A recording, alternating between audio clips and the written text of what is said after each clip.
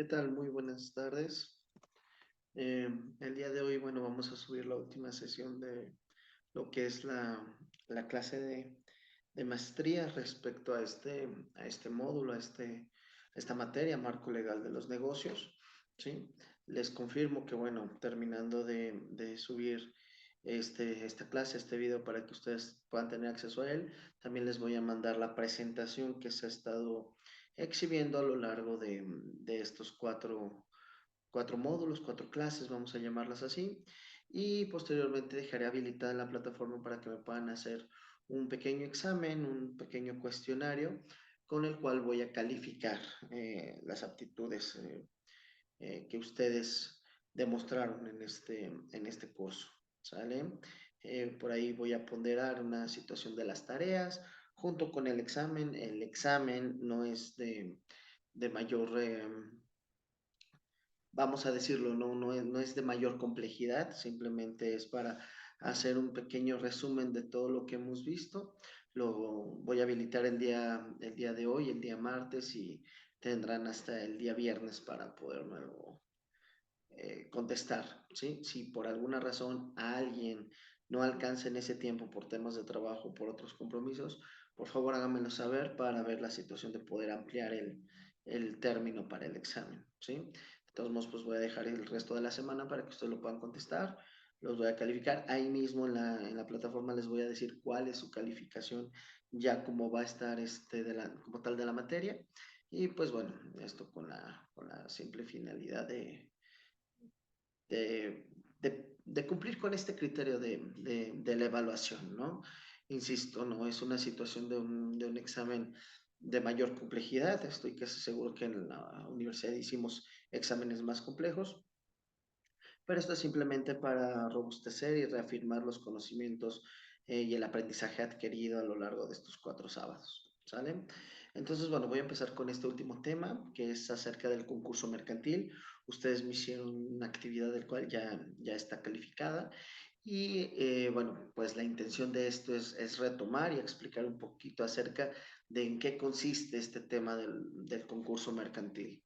Nuestras leyes mexicanas prevén supuestos en los cuales una empresa, una sociedad mercantil, ya no pueda cumplir con sus funciones económicas, es decir, que ya no sea redituable, ¿sí? Para eso se crea la figura del concurso mercantil, cuyo principal objetivo radica en ser un mecanismo totalmente jurisdiccional en el cual busca dos soluciones. La primera, tratar de llegar a un arreglo entre los acreedores y los deudores, entre la empresa y a las personas que se le deben, para evitar que la empresa si quiebre o para evitar que la empresa cierre, reestructurar algún tema de pagos y poder de alguna u otra forma cumplir con sus obligaciones económicas.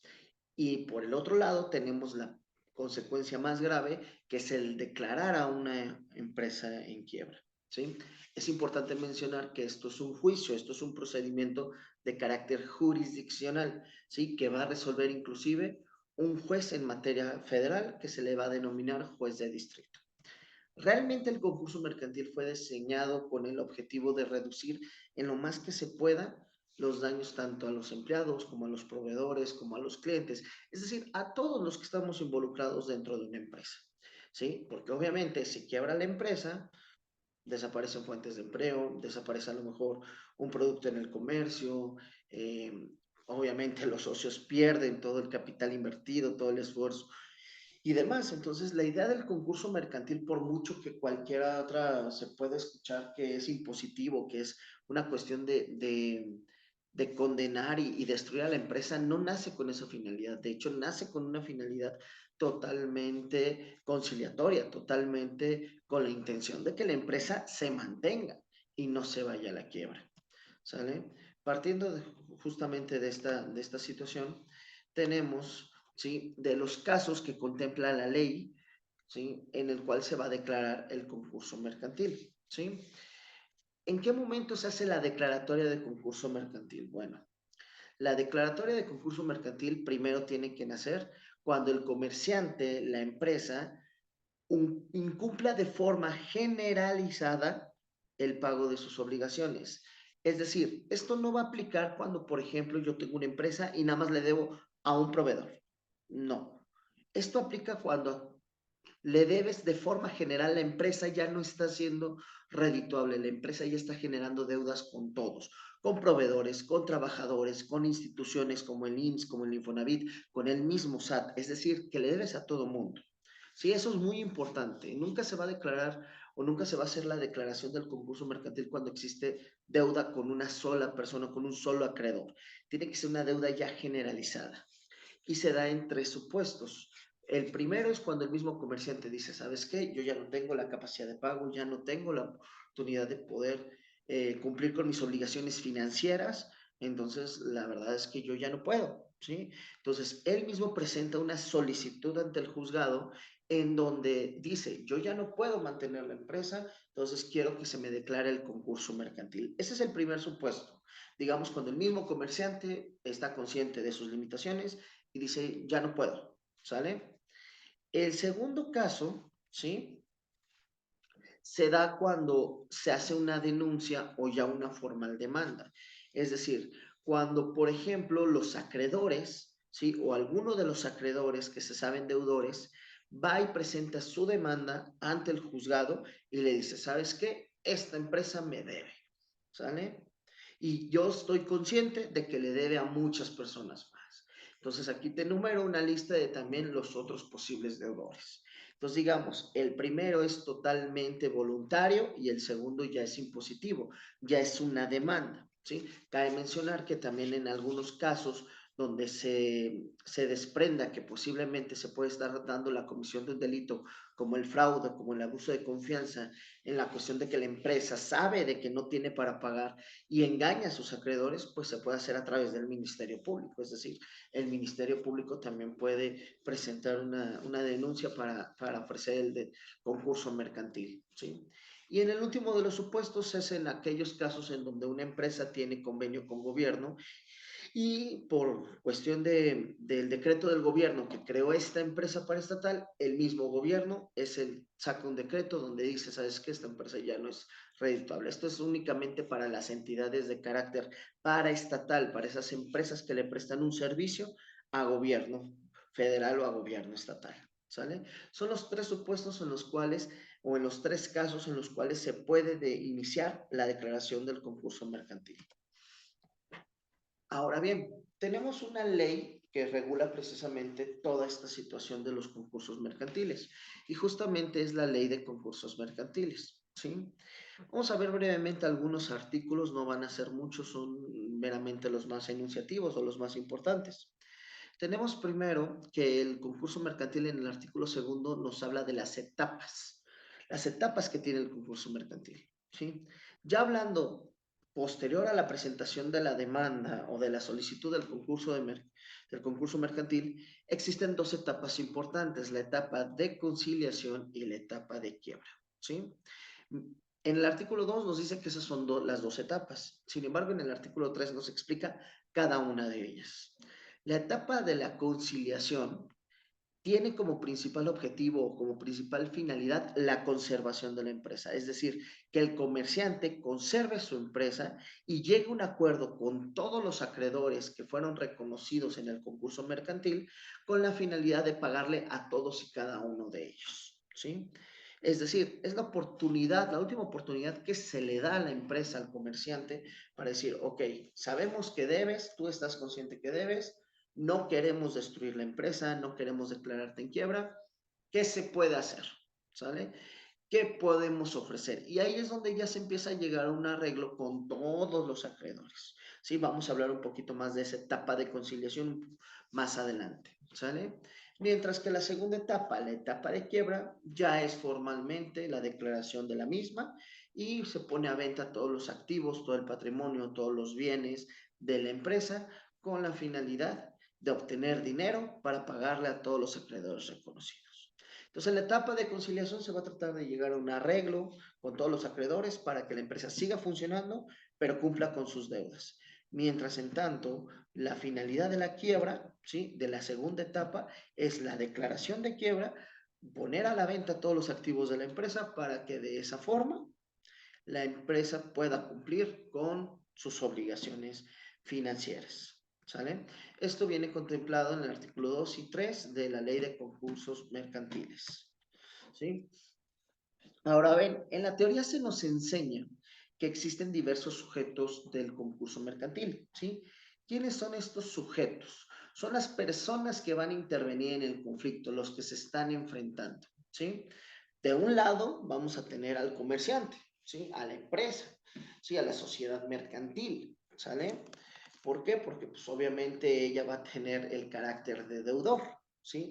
Siempre la empresa, siempre el comerciante adquiere el carácter de deudor. Y por otro lado, tenemos a todas las personas a las que normalmente se les va a deber un dinero por esta naturaleza, que tenemos todos los acreedores. Aquí puede ser, aquí englobamos todo lo que viene siendo temas de productor, de producción, perdón, temas de proveedores, etcétera. ¿Sí? Tenemos por otro lado el Servicio de Administración Tributaria, que es el encargado de recaudar los impuestos, de imponer los créditos fiscales correspondientes ante la falta de incumplimiento de la recaudación de impuestos. Entonces, el SAT también es un acreedor. Tenemos a las instituciones de seguridad social como es el IMSS y el Infonavit. Recordemos que, bueno, que como patrones estamos obligados a pagar nuestra parte proporcional de las cuotas obrero-patronales y que si no las pagamos, ¿sí?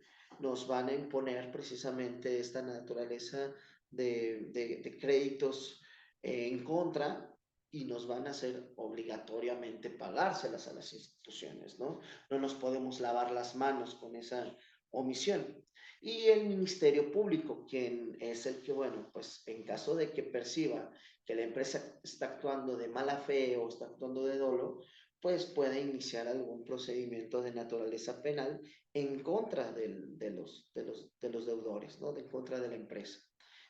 Por un lado, estos son los sujetos, ¿sí? Mientras que por otro lado tenemos los órganos que nos van a ayudar a realizar este procedimiento. ¿Sí? Que tenemos, por ejemplo, el ente más importante, que es el llamado, o en sus abreviaturas, IFECOM, ¿sí? Este ente es muy interesante porque está obviamente más relacionado con vaya, es un órgano auxiliar, ¿sí? Vamos a llamarlo así, es un órgano auxiliar, ¿sí? Que le ayuda al juzgador a hacer las cuestiones técnicas que el mismo juez no sabe. El juez va a ser el que al final resuelva, pero el juez, a pesar de que tiene amplios conocimientos, hay cuestiones técnicas que él no puede saber, entonces necesita de ayudarse de alguien, ¿sí? Entonces, en este caso, pues tenemos la IFECOM, ¿sí? Que su principal función es poder dar los mecanismos adecuados para saber si una empresa realmente está en condiciones de declararse en quiebra, es decir, no tiene la capacidad económica para cubrir. El IFECOM es el Instituto Federal de Especialistas de Concursos Mercantiles. Como su nombre lo dice, pues son especialistas, son los que al final le van a decir al juzgador, ¿sabes qué? La empresa no es sustentable, no va a haber una oportunidad de conciliación, son los que le van a estar recomendando al juez qué hacer con la empresa. ¿Sí? Ahorita vamos a ver un poquito más de estas funciones del IFECOM ya en estas dos etapas que tiene el procedimiento de concurso mercantil. Cabe mencionar que en el IFECOM vamos a encontrar figuras como el visitador, el conciliador, el síndico y el interventor. Ahorita vamos a ver cómo ejemplificamos estas personas. Todos estos que les acabo de nombrar al final son personal del IFECOM que tienen unas facultades muy específicas y que van a participar en forma específica en alguna de las etapas del proceso de concurso mercantil. ¿Sale? Ahorita lo vamos a ver un poquito más detalladamente. ¿Sí? Ahora bien, esta es una situación que en su servidor, en cuestión de la experiencia que he tenido, me gusta explicarlo así. La ley es la ley dice que existen dos etapas. Sin embargo, creo que ahí la ley es un poquito omisa en señalar que pues para poder llegar a la etapa de conciliación o a la etapa de quiebra, pues se necesita una etapa, digamos, de formulación de demanda, una fase de petición, vaya. Entonces, a mí en la teoría me gusta definir que existen tres etapas del concurso mercantil, aunque la ley reconoce las dos y vamos a respetarlas. Yo agrego una más, ¿sí? Que finalmente no es de que no la reconozca la ley, simplemente que no la reconoce como etapa. Tenemos la etapa anterior al concurso, la conciliación y la quiebra, ¿sale? ¿Qué se ve en esta primera etapa que la teoría, su servidor me gusta manifestarlo junto con otros teóricos que coinciden en esta situación? ¿Sí? Que es primero determinar si se cumplen con todas las formalidades que exige la ley y todos los supuestos para la declaración mercantil. ¿Sí? Hablábamos que existen tres formas de iniciar este proceso de concurso mercantil. Una de ellas es esa solicitud precisamente del comerciante. Bueno, pero ¿qué pasa si el comerciante a lo mejor tiene la idea de que no puede cumplir con sus formalidades financieras? Entonces, pues obviamente, él va a presentar una solicitud, pero el juez tiene la obligación de determinar si efectivamente se encuentra en ese supuesto, porque a lo mejor simplemente es una mala racha, o sea, no es necesario a lo mejor para el juzgador iniciar el concurso mercantil porque a lo mejor la empresa todavía se puede salvar y puede ser sustentable, autosustentable, ¿sí? Entonces, por eso me gusta poner como esta etapa previa, esta etapa anterior al concurso, porque es la etapa en la que el juzgador, ya sea por medio de la solicitud que hace el mismo comerciante o la demanda que entablan los acreedores, ¿sale? Es donde se va a revisar que efectivamente estemos en los supuestos del concurso mercantil. Es esa primera revisión que va a hacer el juzgador para ver si efectivamente estamos en este supuesto o no lo estamos, ¿sí? Esta primera etapa se inicia con la presentación de la solicitud o la demanda, ¿sí? Así como, bueno, establecer la procedencia, establecer el fundamento de la ley general de concursos mercantiles, ¿sí? Y en esta primera etapa, el juez le va a dar vista o le va a notificar al IFECOM, ¿sí? ¿Sí? Este IFECOM, ¿sí? Va a designar un visitador que va a ir a visitar, por eso es el nombre de visitador, visitar a la empresa con la finalidad de revisar sus libros contables, de hacer una breve auditoría en donde pueda determinarse si es procedente o no, ¿sí? Este dictamen que va a rendir el visitador del IFECOM tiene que ser dentro de los 15 a los 30 días, ¿sí? A partir de que se solicitó, ¿sí? El concurso mercantil. Esto es muy importante porque es una cuestión de plazos que forzosamente se tienen que cumplir, ¿sí?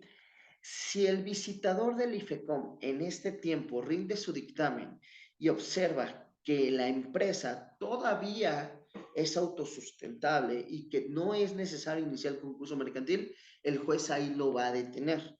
Sin embargo, al momento que se hace esta visita y este dictamen, ¿sí? Se le tiene que notificar a la empresa.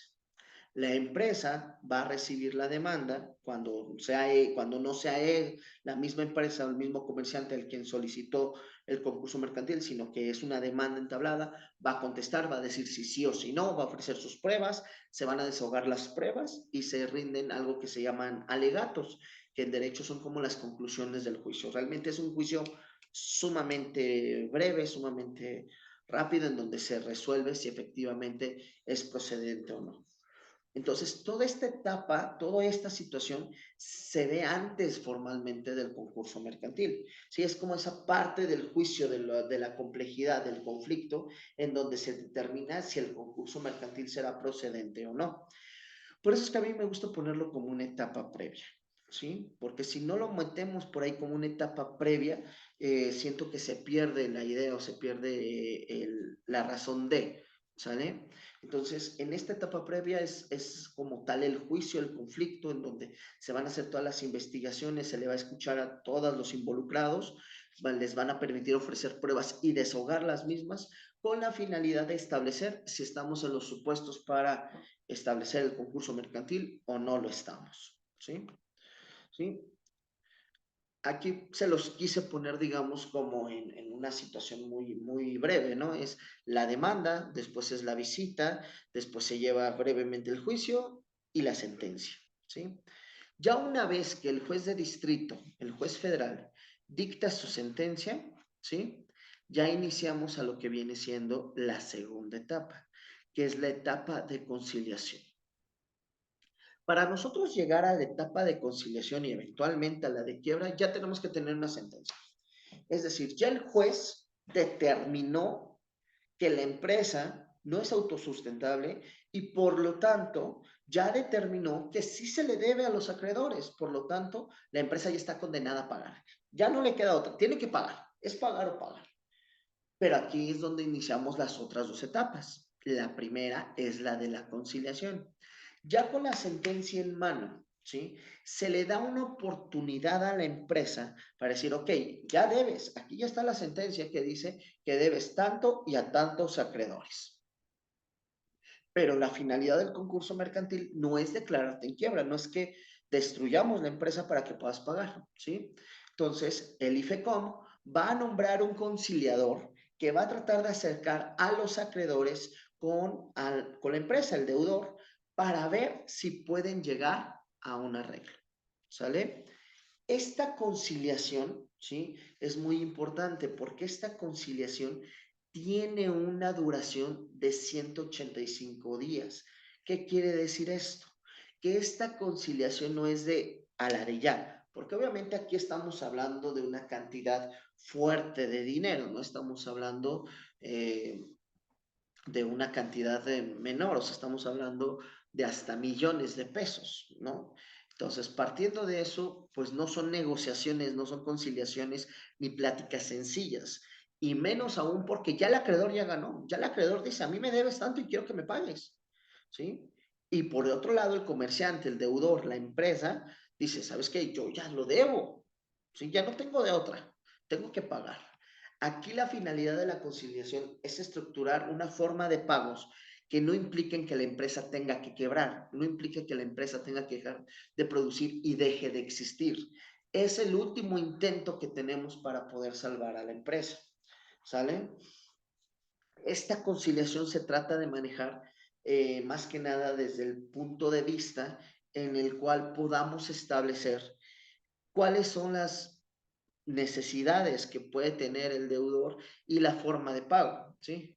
¿Cuál es lo complicado de todo esto? Lo complicado de todo esto es que realmente, pues los acreedores no tienen ninguna obligación de perdonar ni un solo peso. E inclusive hay acreedores que no, ¿sí? Aquí es donde ya, por ejemplo, empezamos a jugar con el tema de quién te puede perdonar y quién no te puede perdonar. En mi experiencia, el IMSS, el Infonavit y el SAT no te perdonan ni un peso. Y es entendible porque las instituciones de seguridad social de esto viven, ¿sí? Y pues el SAT necesita recaudar recaudar los impuestos necesarios, ¿no? Entonces, a mí me ha tocado ver empresas que nos sentamos a negociar con el IMSS para ver de qué forma podemos superar este tema de las cuotas obrero que ya se deben, que ya está declarada mediante el concurso mercantil, y decir, bueno, sabes que dame oportunidad, vamos a negociar, o sea, perdóname a lo mejor algo de los recargos y te pago todas las cuotas que debo, más la mitad de recargos, no sé, o déjamelo a pagos. ¿Sí? El IMSS sí es mucho de dame pagos, ¿sale? He tenido experiencia de estructurar esa deuda hasta 48 meses, entonces pues hay oportunidad. El IMSS es más accesible, no te perdona un peso, pero sí te da un acomodo de pagos. El que de verdad es un dolor de cabeza y de verdad no hay forma, es el Infonavit. El Infonavit no se sienta a negociar absolutamente nada. Sí, tuve un cliente que lamentablemente tuvo esa situación en la que no pudo con todo esto de la pandemia, se declaró un concurso mercantil y cuando nos sentamos a tratar de negociar con el Infonavit casi casi le dijo, págame la mitad ahorita y la otra mitad dentro de 15 días y ahí muere. Dices, oye, espérame, ¿sí? Aquí, bueno, pues aplicando un dicho popular, un dicho o muy común, muy famoso, que dice, debo no niego, pago no tengo, ¿sale?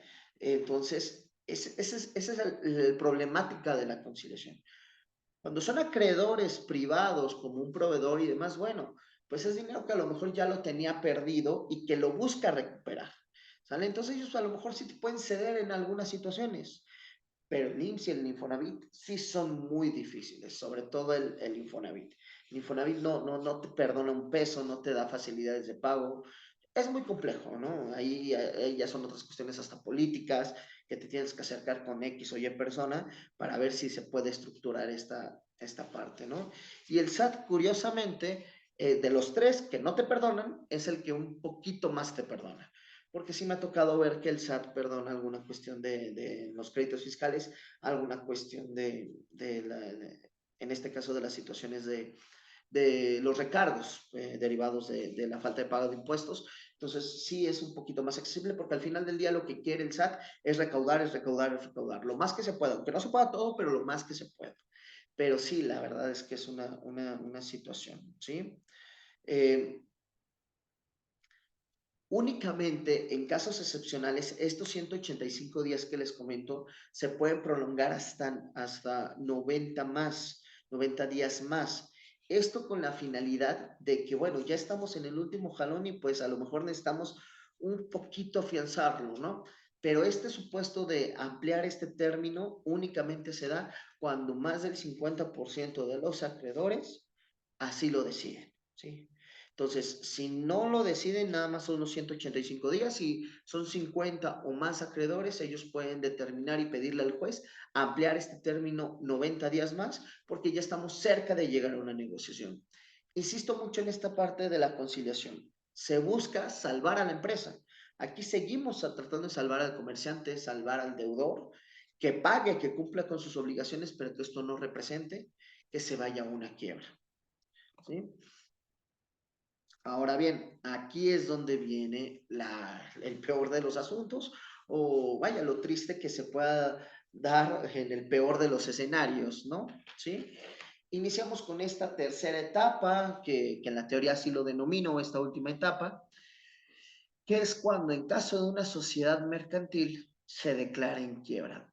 Esto es que ya no puede pagar. Inclusive la quiebra únicamente se da cuando la sociedad mercantil no tiene viabilidad económica, es decir, no hay forma en que pueda cumplir con sus obligaciones.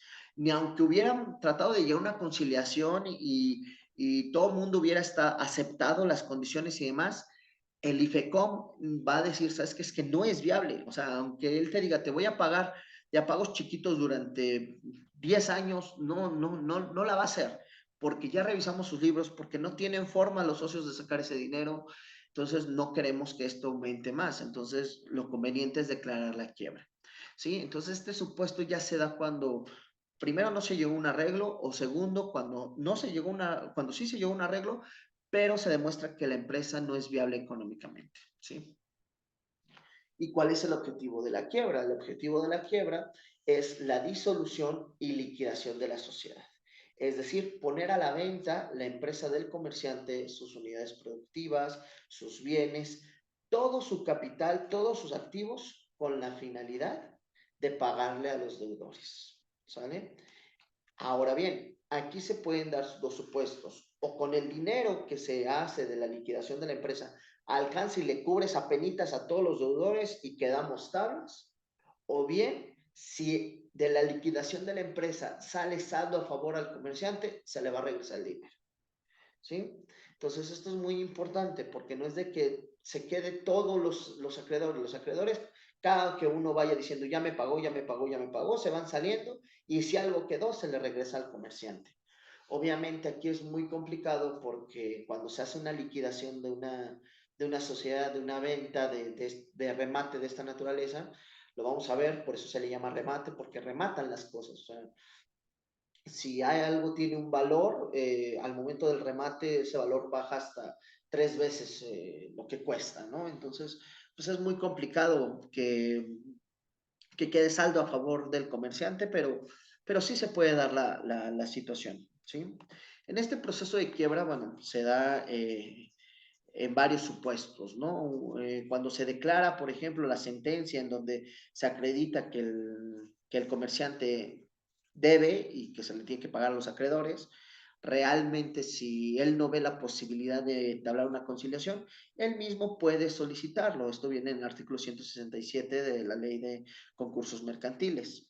en donde el mismo comerciante dice, ¿sabes qué? No tiene caso llegar a una negociación porque no tengo cómo pagarte, entonces declárame en quiebra y vámonos más rápido. Pon a la venta todos mis activos, toda la empresa y de ahí cóbrate, ¿sale? Sí. El segundo supuesto en donde ya se da la quiebra es cuando se agotó el tiempo de la conciliación y su prólogo. Es decir, que por más que se intentó, por más que había voluntad de las partes, por cuestiones técnicas, por cuestiones financieras, por cuestiones de temporalidad, no se alcanzó a cubrir con el tiempo que marca la ley, los 185 días y la próloga de 90 días que hablábamos anteriormente. Se nos acabó el tiempo de la conciliación, siguiente paso, la declaración de quiebra, ¿sí? Y en tercer lugar, cuando el mismo conciliador diga, ¿sabes qué?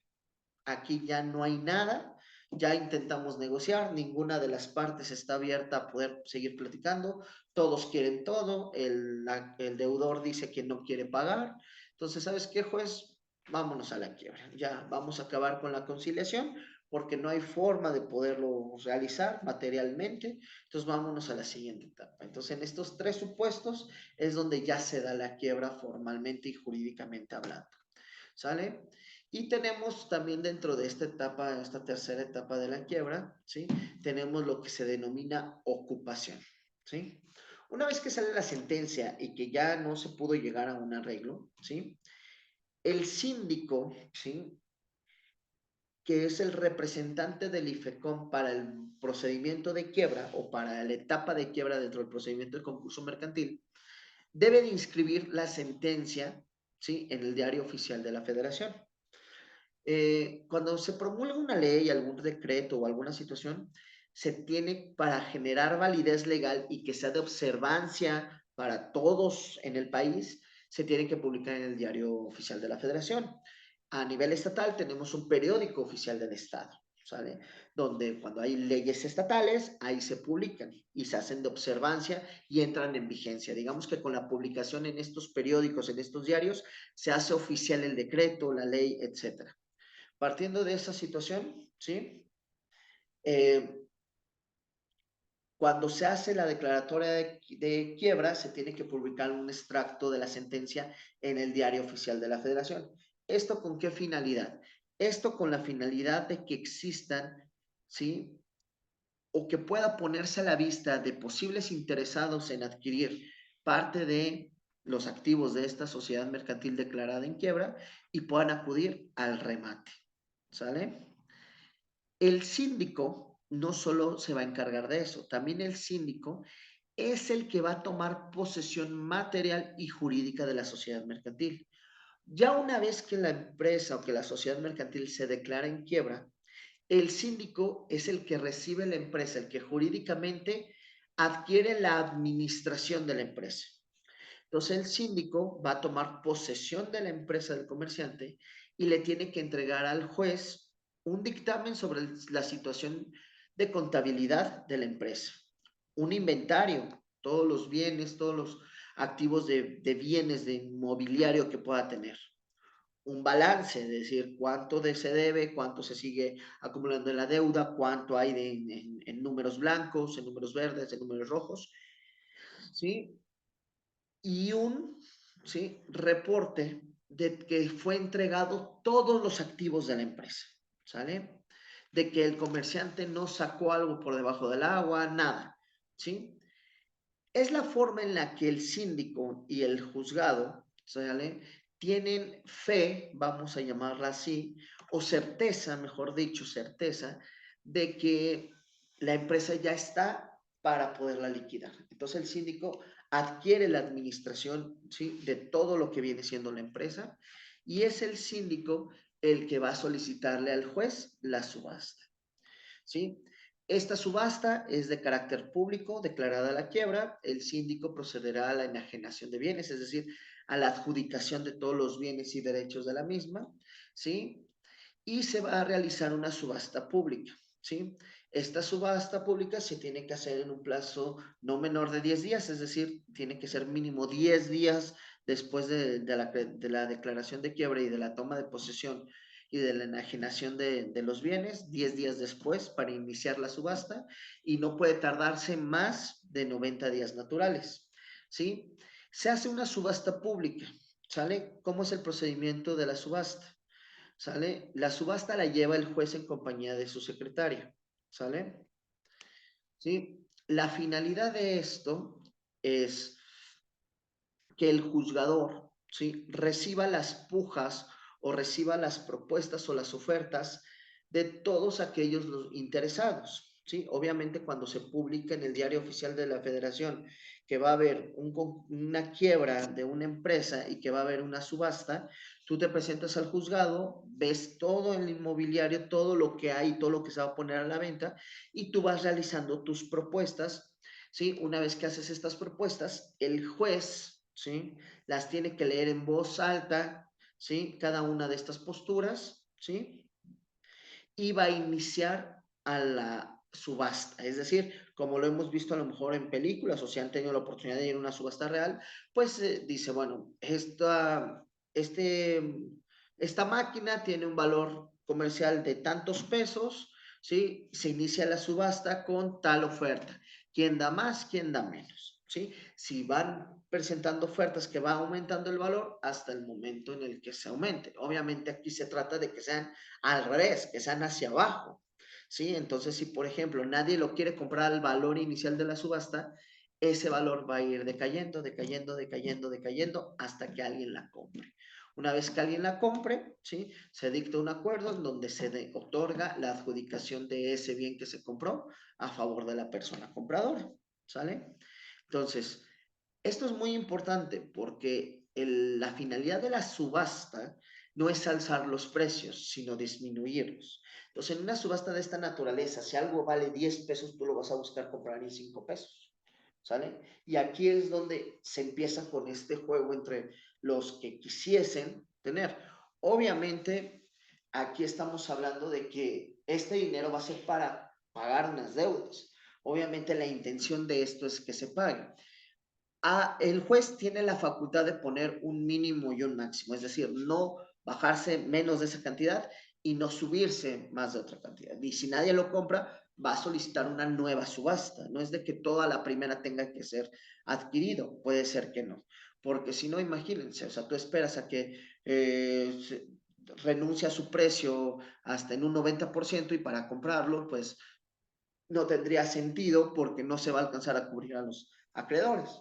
Pero sí está esta situación en donde se presentan pujas ya sea hacia arriba o hacia abajo, aunque en la práctica normalmente se hace hacia abajo, ¿sí? Así muchas empresas inclusive adquieren inmobiliario y demás, ¿sí?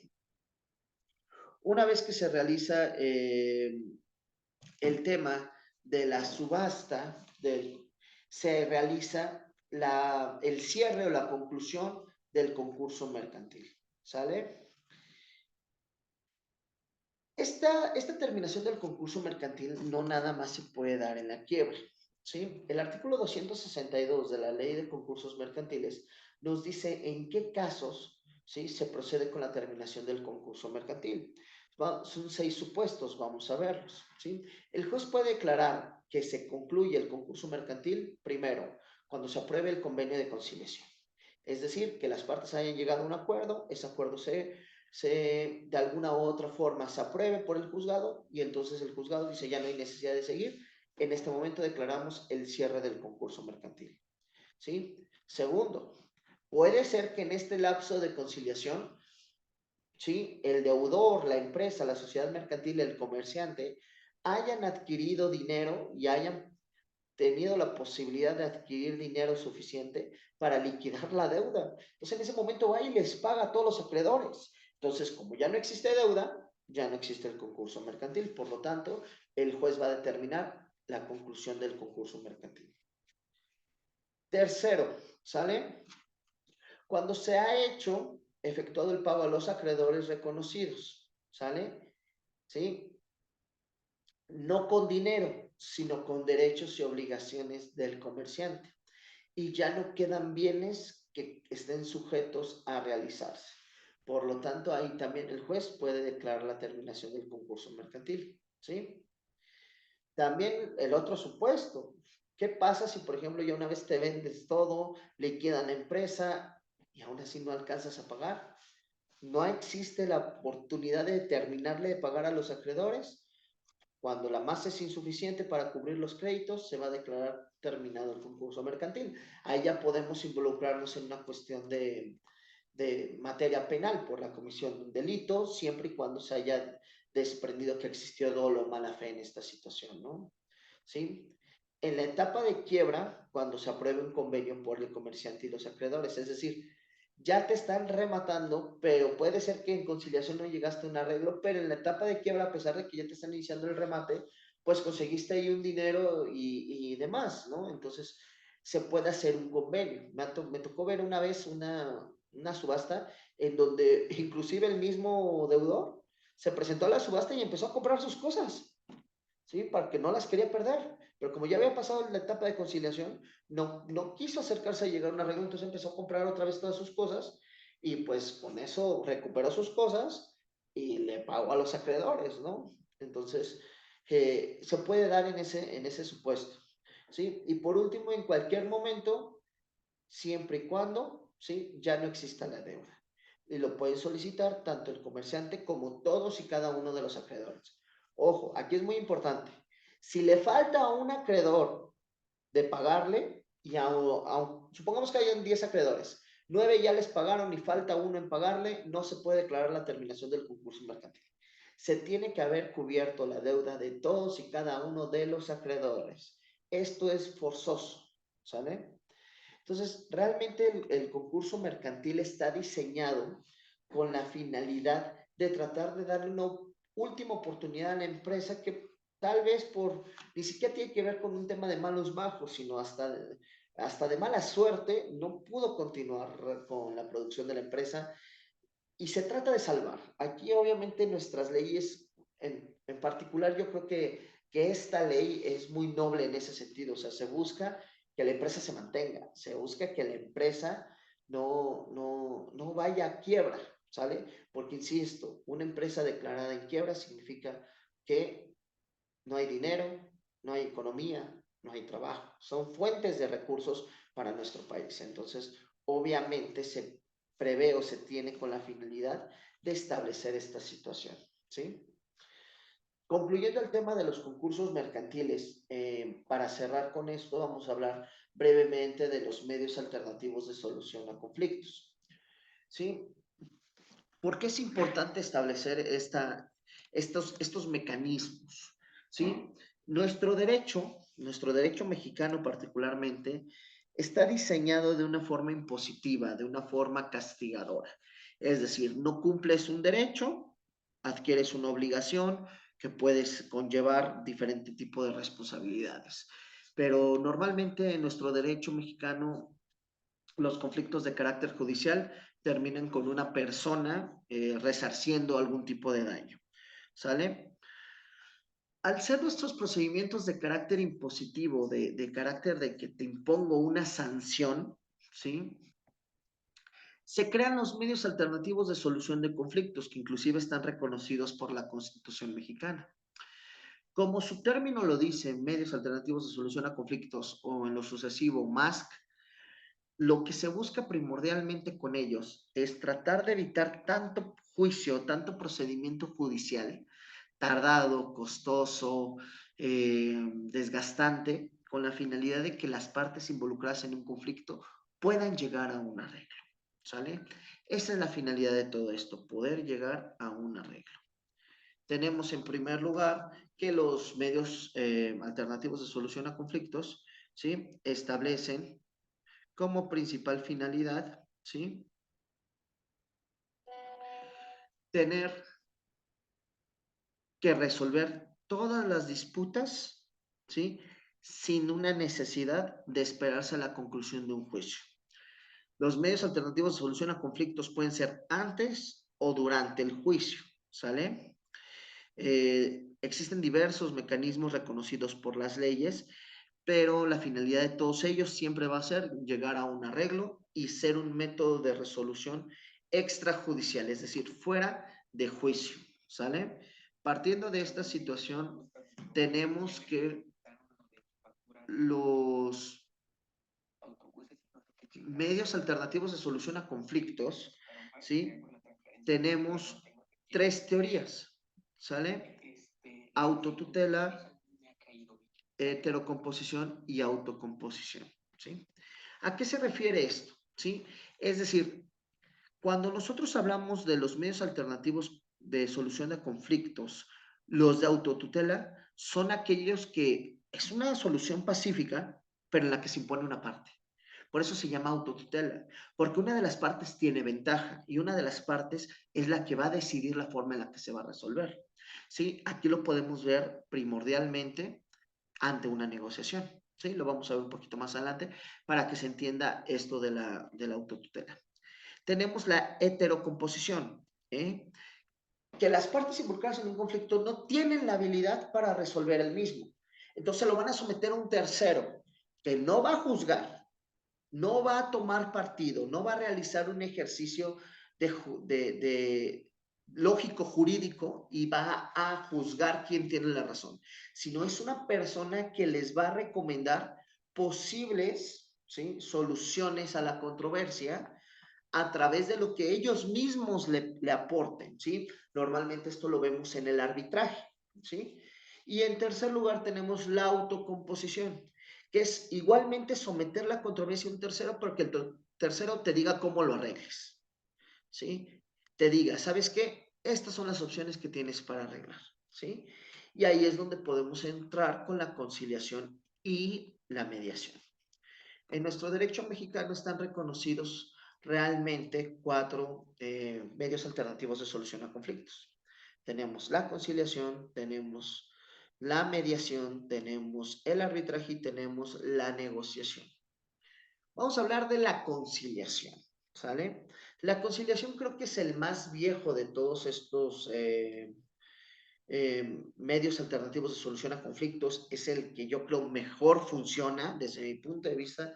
Creo que la conciliación de todos estos es el que mejor opera, el que mejor funciona, porque la finalidad de una conciliación es que un tercero al que se le va a denominar conciliación, perdón, al que se le va a denominar conciliador, va a tener la capacidad de hacerle entender a las partes las ventajas de llegar a un arreglo, pero sobre todo proponer un arreglo, ¿sí? A mí me gusta mucho la conciliación porque considero que el conciliador es proactivo, ¿sale? Es decir, él te dice, él te propone, él te da soluciones, mediante que en los otros medios de solución a conflictos no existe esto, ¿sale? No te ofrece una solución.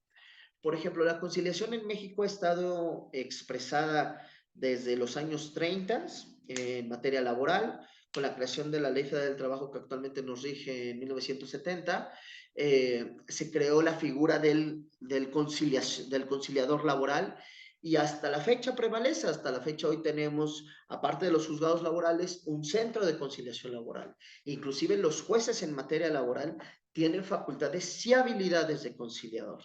Esto es muy importante porque si tenemos que dos personas se están enfrentando en un conflicto, hay un conflicto originario y cada una tiene sus posturas, un conciliador adquiere mayor relevancia porque va a escuchar a uno, va a escuchar a otro, les va a manifestar las ventajas de para uno y para otro, como también las desventajas, y se va a atrever a dar una solución, ¿sí? En materia laboral se da muchísimo, porque aquí, bueno, estamos enfrentando al trabajador contra el patrón. El patrón nunca quiere dar nada y el trabajador se quiere hacer rico de un juicio laboral. Entonces, el conciliador debe tener las habilidades para explicarles a ambos cuáles son sus derechos, cuáles son sus obligaciones, cuáles son sus alcances. Esto sin juzgar, esto sin decir, tú tienes la razón, tú no la tienes, tú eres el bueno, tú eres el malo. No, ¿sí? Pero que tiene conocimientos técnicos, por ejemplo, en materia laboral, que sepa las prestaciones, que sepa calcular los derechos del trabajador, saber las consecuencias jurídicas que pueda tener y sobre todo atacar mucho a ese aspecto psicológico, ¿sí? Por ejemplo, en materia laboral se da mucho una conciliación de esta manera. Se llega ante el conciliador laboral escucha cada una de las partes su versión. Una vez que las escucha, les pide ver si hay posibilidades de llegar a un arreglo mediante que cada quien haga una propuesta. Una vez escuchando las propuestas de las partes, se les trata de saber si esas propuestas son excesivas o son muy bajas, atendiendo a la naturaleza del conflicto laboral. Y posteriormente el conciliador va a dar una propuesta. Ok, tú quieres 10 pesos, tú ofreces un peso, yo sugiero por estas razones que una buena propuesta sería de 6 pesos, ¿sí? Entonces ya les dado una propuesta, ya les propone algo para tratar de solucionar el conflicto, ya las partes deciden. Como pueden decir que sí, como pueden decir que no, o empezamos con ese famoso estire y afloje que lo llamamos nosotros los abogados laboralistas, que es el dar, el ceder, el estar ahí apretando para tratar de llegar a una regla. ¿Sí? Eso es lo que tenemos por parte de la conciliación. Si lo diferenciamos de la mediación, es prácticamente un ejercicio similar. ¿Cuál es la diferencia? Que el mediador es totalmente pasivo. Es ahí donde honestamente considero que los mediadores, no es que sean malos, pero bueno, yo prefiero la conciliación, porque el mediador es un tercero que únicamente va a orientar a las partes, las va a llevar por el caminito, las va a encaminar a que ellos puedan llegar por sí solas a un arreglo. Jamás va a ofrecer una propuesta y por supuesto jamás la puede imponer. Entonces aquí es donde digo, ay, donde creo que como que está mal, porque seguimos viendo dos posturas que siempre van a estar encontradas. Las dos van a creer que tienen la razón, una se va a sentir vulnerada, la otra se va a sentir que la atacan. Entonces es muy complicado tratar de juntar esas dos coyunturas, ¿no? Pero de alguna otra forma el mediador, ese es su trabajo, es mediar, es llevar por el camino a ambas partes para que entre ellas vean una forma de solución de conflictos, ¿sí? Entonces en esto tenemos la mediación, ¿sí? Posteriormente a esto tenemos el arbitraje. El arbitraje, al igual que los otros dos o los dos primeros medios alternativos de solución a conflictos, ¿sí? Es un mecanismo que se ofrece ponerle a conocimiento de un tercero llamado árbitro el conflicto, ofrecer los medios necesarios para que cada uno se determine si es responsable o no, y el árbitro va a tomar una decisión, ¿sale? El árbitro sí impone una decisión. Ojo, no estamos juzgando porque no es un juez, no hace un razonamiento lógico, jurídico con base a las pruebas ofrecidas, a la naturaleza del conflicto, no. Simplemente el árbitro dice, bueno, a ver, aquí ellos dos se están quejando de que de que uno le debe dinero a otro, ¿sí?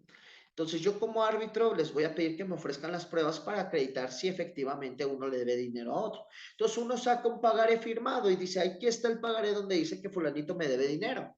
¿Sí? Y el otro fulanito no exhibe nada para decir, yo ya pagué ese pagaré. ¿Sale?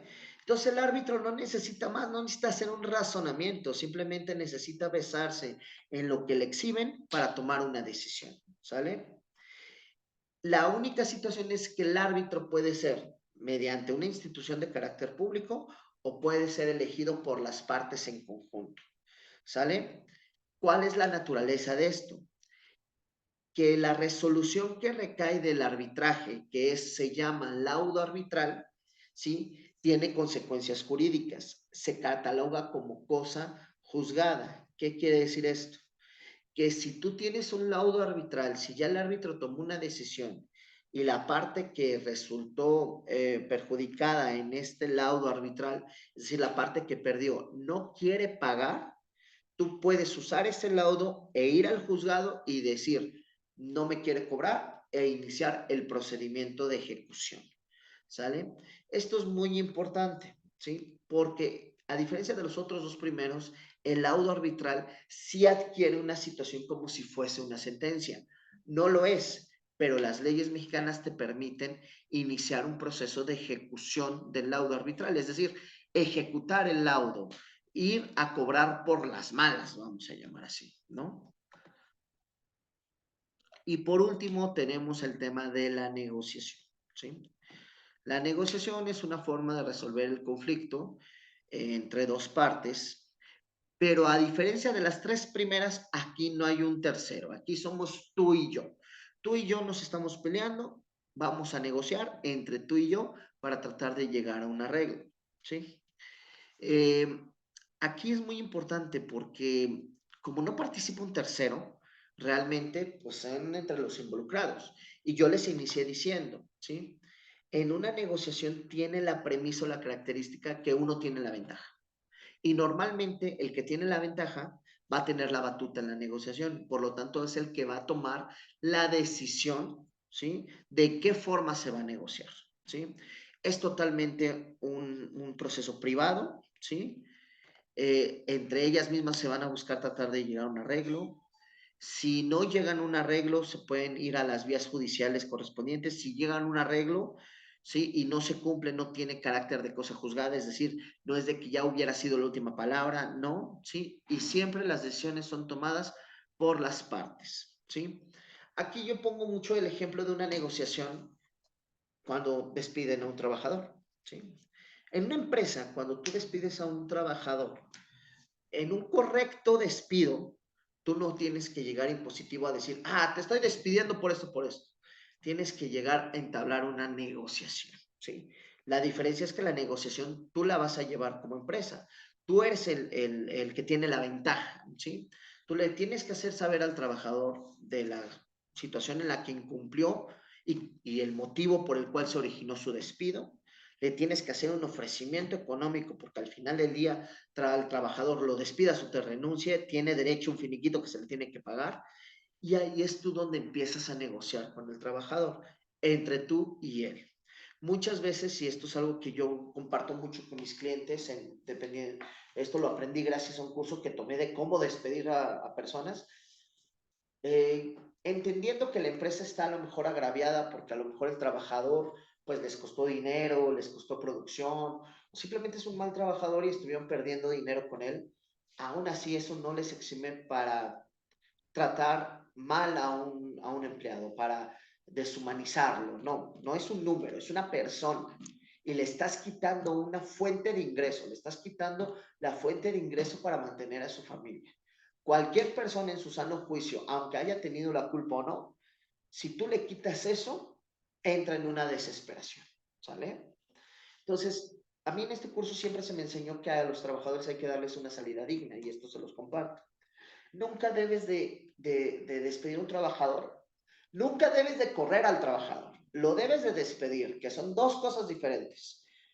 No lo debes de correr, no debes de ser autoritario, no debes de insultarlo, no debes de crear una situación tensa donde hay amenazas, no, no, no. Le tienes que explicar el por qué lo vas a despedir, por qué la ley te permite despedirlo, ¿sí?